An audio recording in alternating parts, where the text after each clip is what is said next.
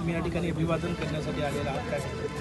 संविधान शिल्पकार विश्वरत्न महामानव परमपूज्य डॉक्टर बाबासाहेबांचा आज महापरिनिर्वाण दिवस. आजच या जगामध्ये शोषितांच्या, पीडितांच्या, दलितांच्या, बहुजनांच्यावर प्रचंड एक शोककळा आणि दुःखाचं सावट होतं. ज्या महामानवाने हजारो वर्षापूर्वीची जाती व्यवस्था, वर्णव्यवस्था, धर्मव्यवस्था ही संपुष्टात आणण्याचं काम केलं आणि माणूस म्हणून जगण्याचा आम्हा बहुजनांना अधिकार दिला. त्या महामानवाच्या चरणी प्रार्थना करण्यासाठी आणि त्यांना अभिवादन करण्यासाठी म्हणून आज आम्ही या महापरिनिर्वाण दिनाच्या निमित्तानं इथे आलो.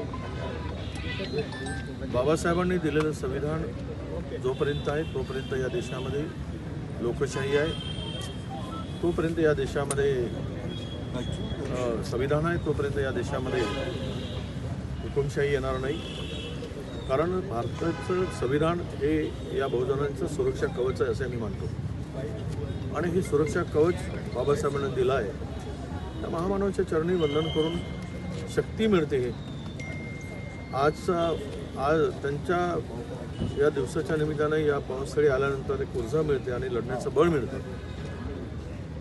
त्यामुळेच आज अभिवादनाला आम्ही आलो. हापूस आंब्या